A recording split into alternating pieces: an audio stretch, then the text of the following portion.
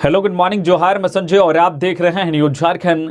समय हो चुका है आज की झारखंड की बड़ी खबरों को जानने का, तो चलिए जानते हैं आज की 25 मुख्य बड़ी खबरों को। झारखंड कैबिनेट की बैठक में 27 प्रस्तावों पर लगी मुहर। 15 से 21 दिसंबर तक के शीतकालीन सत्र को मिली स्वीकृति। इसके अलावा धान की कीमत में हुई बढ़ोतरी। झारखंड के सीएम हेमंत सोरेन की अध्यक्षता में गुरुवार को कैबिनेट की बैठक हुई। इसमें 27 प्रस्तावों पर मुहर लगी। झारखंड विधानसभा में 15 दिसंबर से 21 दिसंबर तक के शीतकालीन सत्र को स्वीकृति प्रदान की गई। इसके साथ ही अन्य 26 प्रस्तावों पर झारखंड कैबिनेट ने मुहर लगाई है। इसकी जानकारी कैबिनेट सचिव वंदना दादिल ने दी।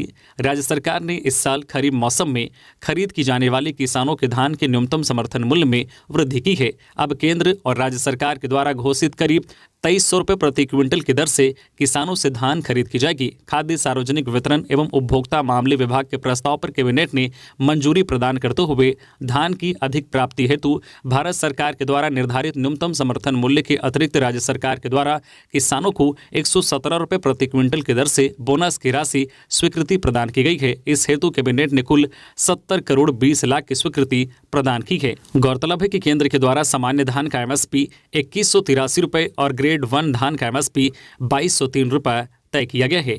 वही कैबिनेट ने झारखंड के सरकारी विद्यालय के वर्ग 9 से 12 में नामांकित एवं अध्ययनरत सभी कोटि के छात्र छात्राओं को उपलब्ध कराई जा रही निःशुल्क कॉपी की राशि में वृद्धि की स्वीकृति दी है। इसके साथ ही राज्य नई झारखंड स्टार्टअप नीति 2023 के निर्धारण की स्वीकृति दी गई है। इसके अलावा भी झारखंड कैबिनेट की बैठक में कई अन्य प्रस्तावों को पारित किया गया है।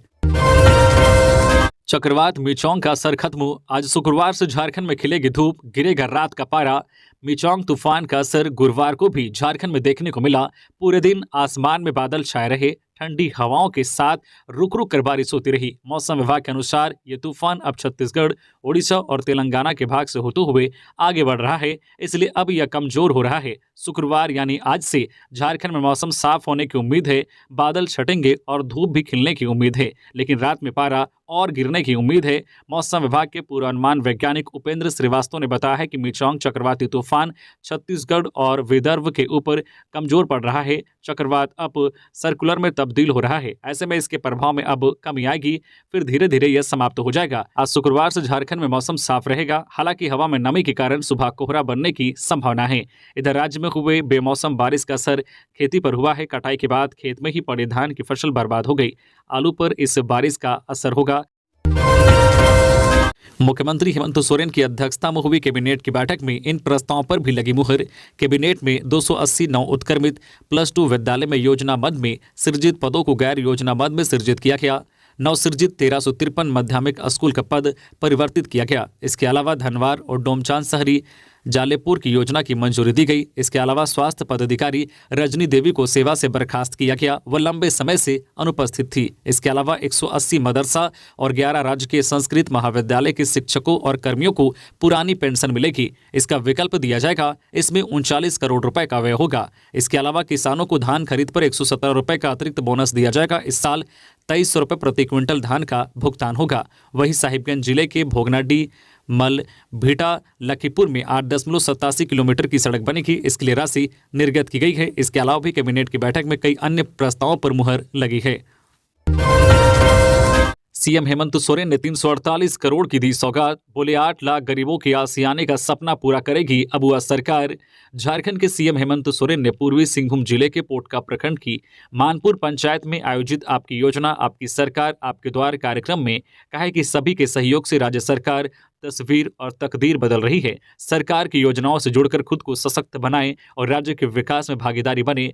जिस अधिकारी से मिलने के लिए आपको उनके दफ्तर का बार बार चक्कर लगाना पड़ता था, अब वे योजनाओं की पोटली लेकर आपके दरवाजे पर आ रहे हैं।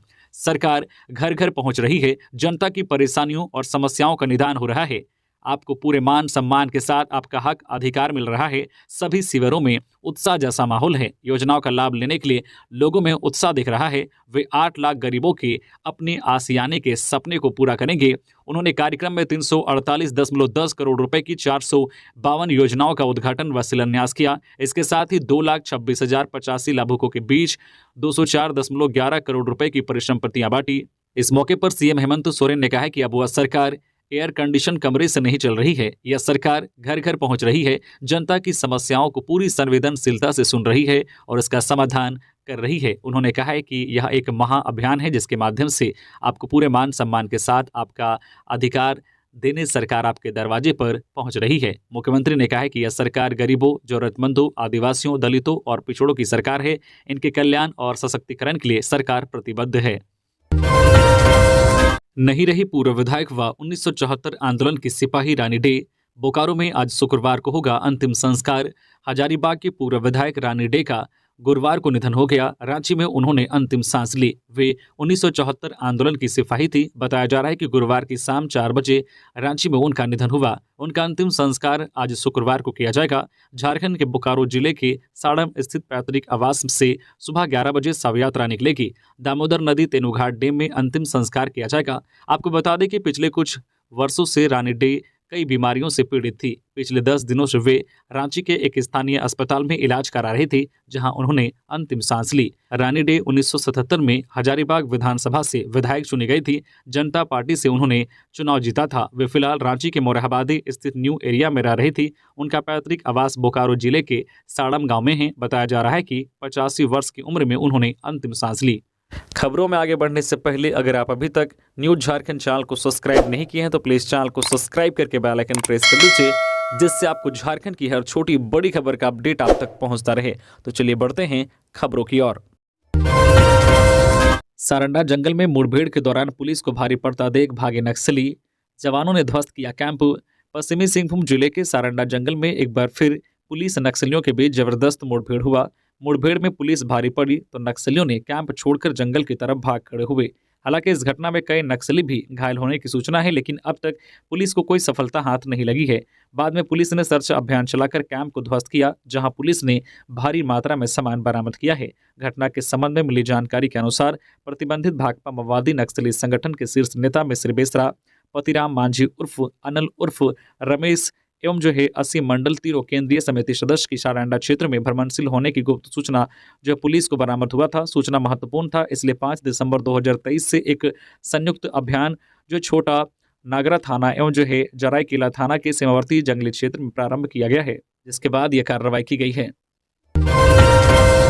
सीएम हेमंत सोरेन 11 दिसंबर बोकारो जिले में करेंगे आपकी योजना आपकी सरकार कार्यक्रम की शुरुआत।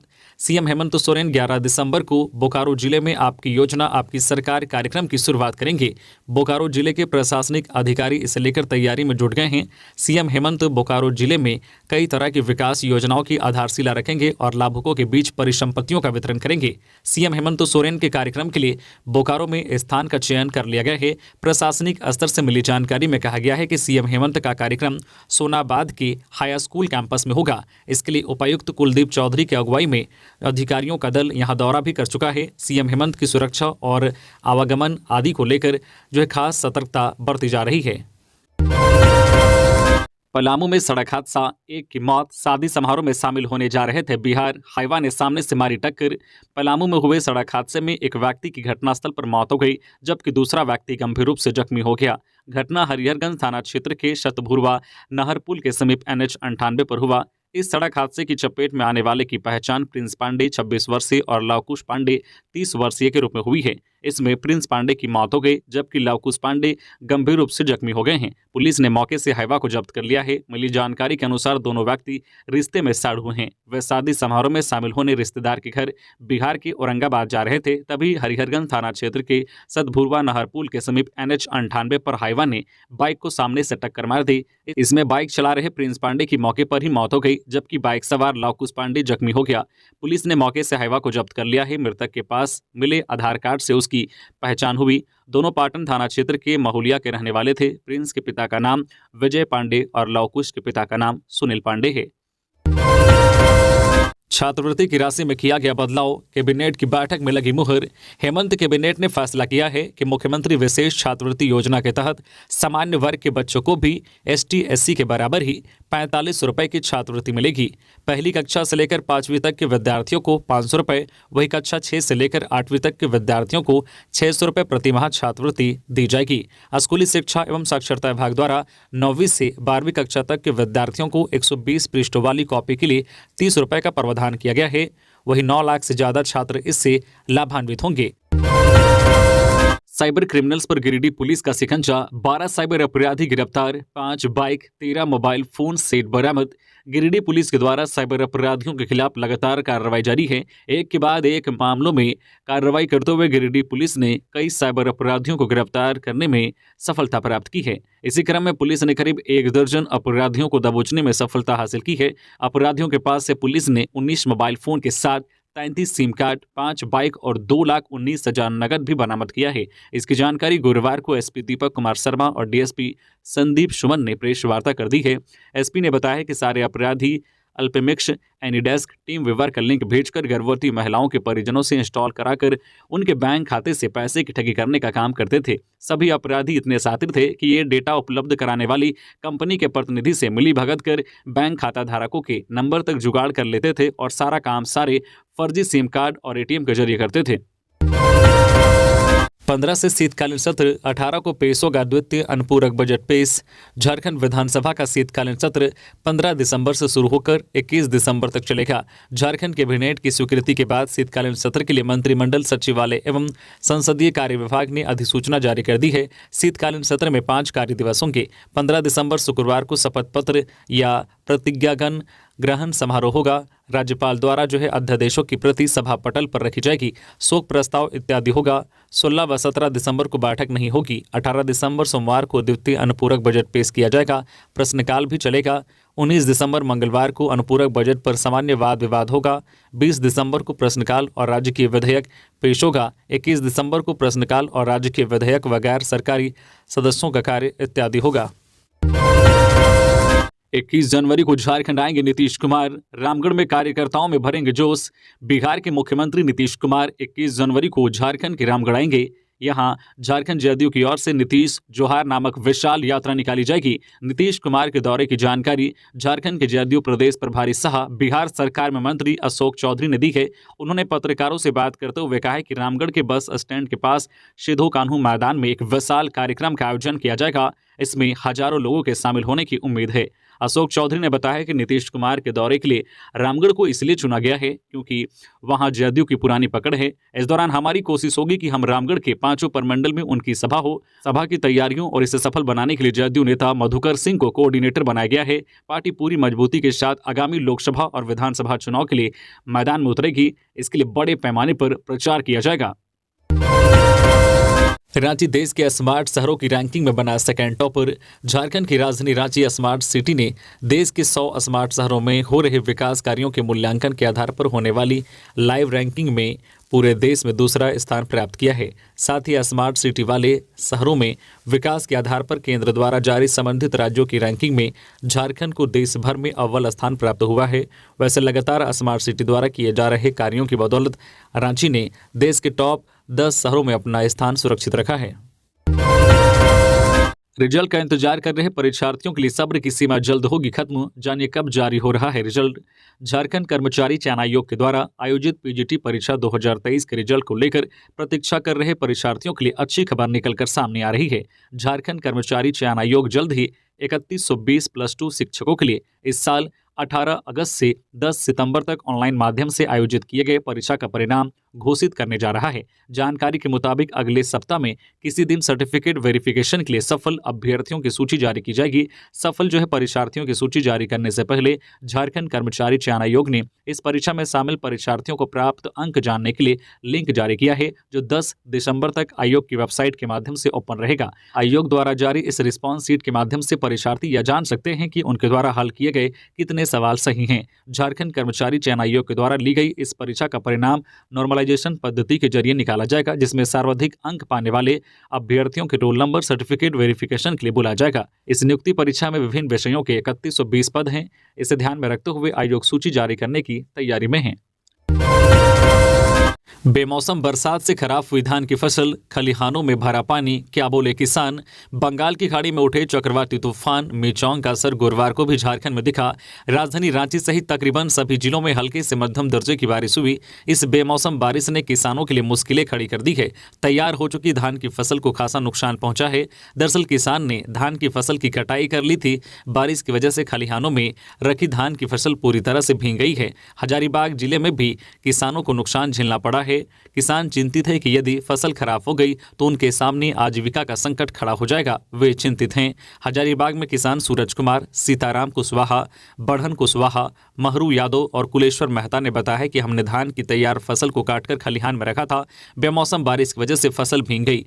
यदि और बारिश हुई तो फसल बर्बाद हो जाएगी। किसान मिथिलेश कुमार और संजय मेहता ने कहा है कि बेमौसम बारिश ने आलू की फसल को भी नुकसान पहुंचाया है। वहीं समाजसेवी रामलखन मेहता का कहना है कि इस बारिश से रबी फसल को फायदा होगा। किसानों ने बताया है कि यदि धान की फसल खराब हो गई तो हमारे सामने आजीविका का संकट खड़ा हो जाएगा। पूरे साल की जमा पूंजी हमने धान की खेती में लगा दी थी। कृषि के जानकारों का कहना है कि इस बारिश से गेहूं, तोरी, सरसों और दलहन सहित साग सब्जी की अन्य फसलों को फायदा होगा, लेकिन धान की फसल को नुकसान होने की आशंका है। झारखंड के गढ़वा में 33 पदों पर निकली वैकेंसी। झारखंड के गढ़वा में 33 पदों पर वैकेंसी निकली है। इसके लिए जिले की आधिकारिक वेबसाइट पोर्टल पर नोटिस जारी किया गया है। इच्छुक और योग्य उम्मीदवार प्रकाशित नोटिफिकेशन को अच्छी तरीके से पढ़ें और आवेदन की प्रक्रिया को पूरा करें। पद का नाम कुल 33 शिक्षक के पदों पर वैकेंसी निकली है। इन पदों पर आवेदन करने के लिए उम्मीदवारों की योग्यता किसी मान्यता प्राप्त संस्थान से स्नातक, बीएड, डिप्लोमा आदि निर्धारित किया गया है। भर्ती नोटिफिकेशन के अनुसार इन पदों पर उम्मीदवारों का चयन मेरिट के आधार पर किया जाएगा। अधिक जानकारी के लिए आप नोटिस देखें। इच्छुक और योग्य उम्मीदवार इन पदों के लिए 15 दिसंबर 2023 तक आवेदन कर सकते हैं। इसके बाद आवेदन समाप्त हो जाएगा। आप अधिक जानकारी के लिए और आवेदन करने के लिए garhwa.nic.in/notice_category/requirement पर जाएं। पलामू में पंडित धीरेन्द्र कृष्ण शास्त्री के कार्यक्रम को लेकर हाईकोर्ट में फ्रेश रीट याचिका। पुरानी रीट को लिया गया वापस। पलामू में अब पंडित धीरेन्द्र शास्त्री बाबा बागेश्वर धाम सरकार का प्रस्तावित कार्यक्रम अगले वर्ष 10 से 15 फरवरी के बीच में निर्धारित किया गया है। पलामू उपायुक्त द्वारा कई कारणों से पंडित धीरेन्द्र कृष्ण शास्त्री के कार्यक्रम को रद्द किए जाने के बाद हनुमंत कथा आयोजन समिति ने पुरानी याचिका को वापस लेते हुए हाईकोर्ट में फ्रेश रीट याचिका दाखिल की है। इसमें बताया गया है कि पंडित धीरेन्द्र शास्त्री का प्रस्तावित कार्यक्रम अब वर्ष 2024 में फरवरी 10 से 15 फरवरी के बीच निर्धारित किया गया है। यह कार्यक्रम अब रैयती भूमि पर होगा। इसके लिए ग्राम सभा से अनुमति भी मिल गई है। पुराना कार्यक्रम स्थल जो नदी के किनारे पर था, वहां पर उपायुक्त ने इकोलॉजिकल बैलेंस बिगड़ने की बात को लेकर कार्यक्रम रद्द कर दिया था। लेकिन अब कार्यक्रम का जो नया स्थान रैयती भूमि पर चयनित किया गया है, वहां इकोलॉजिकल बैलेंस बिगड़ने जैसी कोई बात नहीं है। बरियातू इलाके में हजारीबाग का रहने वाला बच्चा मिला। पुलिस परिजनों की कर रही है तलाश। राजधानी रांची के बरियातू थाना इलाके में हजारीबाग का रहने वाला एक बच्चा मिला है। उस बच्चे को बरियातू थाने में रखा गया है। यह बच्चा बरियातू थाने के पास फल की दुकान के नजदीक से मिला है। बच्चे का नाम निखिल करमाली, पिता निर्मल करमाली और माता का नाम पार्वती देवी है। बच्चा हजारीबाग के गिद्दी इलाके का रहने वाला है। बच्चा pink T shirt high neck और मेरून स्वेटर, ब्लू जींस और ब्लू जूता पहने हुए हैं। बच्चे का रंग सांवला है। बरियातू थाने की पुलिस बच्चे को बरामद कर थाने में रखे हुए हैं और परिजनों की तलाश में जुटी हुई है। झारखंड में उद्योगपति रुंगटा के कई ठिकानों पर आईटी का छापा। राज्य के चर्चित उद्योगपति रामचंद्र रुंगटा के रामगढ़ और रांची जिले में स्थित आधा दर्जन से अधिक ठिकानों पर इनकम टैक्स आईटी की टीम ने गुरुवार को छापामारी की। इनकम टैक्स की टीम ने टैक्स चोरी के मामले में रुंगटा के यहां छापे मारे। सबसे पहले आयकर विभाग की टीम रामगढ़ जिले में रुंगटा के ठिकाने पर छापेमारी की। इनकम टैक्स की टीम ने आरसी रुंगटा के रामगढ़ स्थित 3 प्लांट और आवास सह कार्यालय में छापेमारी की। रुंगटा की जिन 3 फैक्ट्रियों में छापेमारी की गई, उनमें एक बरकाकाना के हेहल में, दूसरा अगरड्डा और तीसरा कुज्जू ओपी में है। रामगढ़ के पंजाब नेशनल बैंक के पास स्थित उनके आवास सह कार्यालय में भी आईटी की टीम पहुंची। सुबह सुबह भारी संख्या में सीआरपीएफ के जवानों के साथ कई गाड़ियां भी आईटी की टीम रामगढ़ पहुंची और रुंगटा के ठिकानों पर एक साथ दबिश दी। लातेहार जिले के सुदूर क्षेत्रों को बीएसएनएल के नेटवर्क से शीघ्र जोड़ा जाए, प्रतुल्य सहदेव। भाजपा के प्रदेश प्रवक्ता प्रतुल्य सहदेव ने गुरुवार को रांची स्थित बीएसएनएल के मुख्यालय जाकर महाप्रबंधक यूपी शाह से मुलाकात की। आग्रह किया कि लातेहार जैसे उग्रवाद प्रभावित क्षेत्र में बीएसएनएल की सेवा का विस्तार होना चाहिए। प्रतुल ने जीएम को लातेहार के बरियातू, बरवाडी, बालूमात, चंदवा, गारू, हेरहंज, मनिका और सरजू ब्लॉक के 50 ग्रामीण और जंगली इलाकों की सूची सौंपी जहां टावर लगाने की जरूरत है। प्रतुल ने यूपी शाह से आग्रह करते हुए कहा है कि वह जिले के अधिकारियों के माध्यम से पंचायत स्तर के प्रतिनिधियों से भी जुड़े ताकि केंद्र सरकार के भविष्य की योजनाओं को बताने का मौका मिले। महाप्रबंधक का ध्यान चंदवा सहित अन्य इलाकों में बीएसएनएल की खराब कनेक्टिविटी की ओर भी दिलाया। गैंगस्टर अमन साव का नेटवर्क खत्म करने के लिए पुलिस उठा रही है यह कदम। सोशल मीडिया पर खास नजर।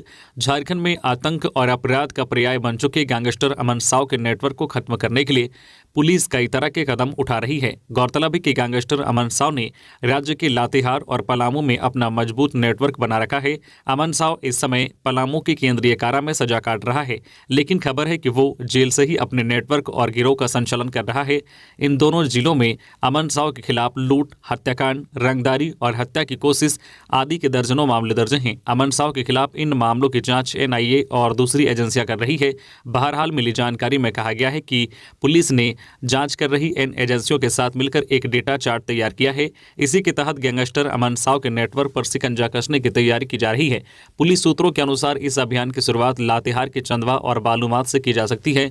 पुलिस को खबर मिली है कि अमन साव के नेटवर्क और गिरोह को मजबूत करने में सोशल मीडिया का भी बड़ा रोल है। अमन साव गिरोह में पहले से शामिल अपराधी गिरोह से नए सदस्यों को सोशल मीडिया के जरिए जोड़ रहे हैं। पुलिस सोशल मीडिया के इस नेटवर्क को भी खंगाल रही है। ड्यूटी से घर जा रहे 35 वर्षीय सीसीएल कर्मी को हाईवा ने कुचला, मौत। सीसीएल कथारा एरिया के बोकारो थर्मल थाना क्षेत्र अंतर्गत गोविंदपुर परियोजना के मोंट कोनाला ब्रिज पर ड्यूटी से घर जा रहे सीसीएल स्वांग कोलियरी के कैटेगरी 1 कर्मी 35 वर्षीय दासो भोक्ता की मौत विपरीत दिशा से आ रहे कोयला ट्रांसपोर्टिंग के खाली हाईवा द्वारा कुचले जाने के कारण हो गई। घटना गुरुवार दोपहर 2 बजे की है। कुड़माली भाषा को देश की 8वीं सूची में लाने के लिए होगा आंदोलन। कुड़माली भाषा को देश की 8वीं सूची में लाने के लिए आंदोलन किया जाएगा। इस बात पर गुरुवार को कुड़माली भाषा सम्मेलन में सहमति बनी। सम्मेलन का आयोजन साहित्य अकादमी नई दिल्ली की ओर से डॉक्टर श्याम प्रसाद मुखर्जी विश्वविद्यालय रांची में किया गया। 2 दिवसीय सम्मेलन का गुरुवार को अंतिम दिन था। गुरुवार को सम्मेलन में 4 सत्र रखे गए थे। पहले सत्र में 3 विद्वानों द्वारा आलेख पाठ प्रस्तुत किया गया था। अवैध कोयला लदे वाहन का पीछा कर रहे पुलिस गश्ती की गाड़ी को मारी टक्कर, इंचार्ज एएसआई गंभीर रूप से घायल। धनबाद के निरसा क्षेत्र में कोयला चोरों का मनोबल दिन ब दिन बढ़ते जा रहा है। ताजा उदाहरण बीती रात उस समय देखने को मिली जब निरसा थाना की पुलिस रात्रि गश्ती के लिए निकली थी। घटना के संबंध में बताया जा रहा है कि निरसा के शासन बेरिया के निकट जीटी रोड पर कोयला लोड वाहन का पीछा कर रहे थे। तभी पीछे से अवैध कोयले के धंधेबाजों ने पुलिस गश्ती दल के जीप को जोरदार टक्कर मार दी, जिससे गश्ती दल इंचार्ज एएसआई विनोद सिंह गंभीर रूप से घायल हो गए। दल के अन्य पुलिस बल को भी चोट आई है। घटना देर रात 11 बजे के बाद की बताई जाती है। सूत्रों के अनुसार घटना के बाद घायल एएसआई विनोद सिंह को धनबाद अशरफी अस्पताल में भर्ती करा गया है, जहां इलाज चल रहा है। जानकार बताते हैं कि कोयला चोर कितने सशक्त और निर्भीक हो गए हैं, अब वे पुलिस पर ही हमला करने लग गए हैं। कहीं न कहीं यह जिला पुलिस की नाकामी का नतीजा है, जिसके कारण कोयला चोरों की मनोबल 7वें आसमान में है। चक्रधरपुर में रानी सती मंदिर के पास बिजली की तार गिरने से कार में लगी आग। शहर के चांदमारी रानी सती मंदिर के समीप बुधवार देर रात बिजली का तार गिरने से मारुति वैगनार में आग लग गई। यह तो महज संजोग रहा कि समय रहते हुए आग पर काबू पा लिया गया, जिससे एक बड़ा हादसा होने से टल गया। मिली जानकारी के अनुसार शीतल बेकरी के मालिक शीतल गुप्ता की मारुति वैगनार रात में उनके घर के पास रोड के किनारे खड़ी थी। बुधवार की रात करीब 3 बजे खड़ी मारुति वैन के ऊपर 11,000 वोल्ट का हाईटेंशन तार टूट कर गिर गया, जिससे गाड़ी में आग लग गई। इस घटना में गाड़ी के चारों टायर जल गए, मगर गाड़ी को ज्यादा नुकसान नहीं पहुंचा। स्थानीय लोगों की सतर्कता के कारण एक बड़ी घटना होने से बच गई। हेमंत सोरेन पर बाबूलाल मरांडी का आरोप। झारखंड में बढ़ी राजनीतिक हिंसा के मामले। 2022 में झारखंड में सबसे अधिक राजनीतिक हिंसा हुई है। इस तथ्य को शर्मनाक बताते हुए बीजेपी प्रदेश अध्यक्ष बाबूलाल मरांडी ने हेमंत सोरेन सरकार पर हमला किया है। मरांडी ने आरोप लगाया है कि हेमंत सोरेन जब से झारखंड के मुख्यमंत्री बने हैं, उन्होंने विपक्षी पार्टी के कार्यकर्ताओं के खिलाफ हिंसा को बढ़ावा दिया है। इस बाबत मरांडी ने एनसीआरबी की रिपोर्ट का हवाला देते हुए ट्वीट किया है। कहा है कि एनसीआरबी के आंकड़े इस तथ्य की पुष्टि भी करते हैं, क्योंकि पिछले साल राजनीतिक रंजिश की वजह से सबसे अधिक हत्याएं झारखंड में ही की गई है। मरांडी ने आगे कहा है कि सीएम हेमंत और उनके मंत्रियों ने कई मौकों पर भड़काऊ उत्तेजित बयान दिए। इससे विपक्ष के राजनीतिक कार्यकर्ताओं के खिलाफ माहौल तैयार किया गया। मरांडी ने आरोप लगाया है कि अब तक बीजेपी सहित कई अन्य दलों के राजनीतिक कार्यकर्ताओं की सरेआम हत्या झारखंड में हो चुकी है। कई मामलों में कोर्ट में प्राथमिकी दर्ज की गई है, इन पर सुनवाई चल रही है। कहा है कि ये अत्यंत दुख की बात है कि कानून व्यवस्था को सुदृढ़ करने के बदले राज्य सरकार अपराधियों का संरक्षक बनकर बैठी हुई है। हाईकोर्ट ने ईडी, सीबीआई और झारखंड सरकार से मांगी मधु कोड़ा सहित 7 पर चल रहे केस की रिपोर्ट। झारखंड हाईकोर्ट ने पूर्व सीएम मधु कोड़ा और उनके 7 करीबियों के खिलाफ केस की रिपोर्ट राज्य सरकार से मांगी है। गौरतलब है कि कोड़ा और अन्य 7 के खिलाफ शिकायतों की जांच ईडी और सीबीआई कर रही है। इन मामलों के शीघ्र निष्पादन के लिए दुर्गा मुंडा की ओर से हाईकोर्ट में पीआईएल दायर की गई है। कोर्ट में गुरुवार को इसी मामले की सुनवाई हो रही थी। याचिका में मधु कोड़ा, बंधु तिर्की, भानु प्रताप शाही, कमलेश सिंह, विनोद कुमार सिन्हा, सौभिक चट्टोपाध्याय और संजय चौधरी को प्रतिवादी बनाने, उनके खिलाफ दर्ज प्राथमिकी को शीघ्र निपटारे के लिए गुहार लगाई गई है। राजपूत करनी सेना के अध्यक्ष की हत्या के विरोध में गिरिडीह क्षेत्रीय कल्याण समाज ने निकाला कैंडल मार्च। राजपूत करनी सेना के अध्यक्ष सुखदेव सिंह गोगामेड़ी की हत्या का विरोध गुरुवार को गिरिडीह क्षेत्रीय कल्याण समाज ने भी किया। डॉक्टर सीके सिंह के नेतृत्व में क्षेत्रीय कल्याण समाज के गुड्डू सिंह, गौतम सिंह, भोला सिंह, सत्येंद्र सिंह, चंद्रकांत सिंह, श्रीकांत सिंह, नवनीत सिंह, अभय सिंह, आनंद सिंह, रणविजय सिंह, विजय सिंह, सन्नी सिंह, सुबोध सिंह, अमित सिंह समेत क्षेत्रीय कल्याण समाज के कई युवाओं ने गुरुवार को शहर में कैंडल मार्च निकाला और शहर भ्रमण करने के साथ हत्यारों को गिरफ्तार करने की मांग करते हुए फांसी की सजा के समर्थन में जमकर नारेबाजी किया। इसी तरीके से झारखंड की हर छोटी बड़ी खबर से अपडेट रहने के लिए आप हमारे व्हाट्सएप चैनल को भी फॉलो कर सकते हैं, जिसका लिंक वीडियो के डिस्क्रिप्शन में दिया हुआ है।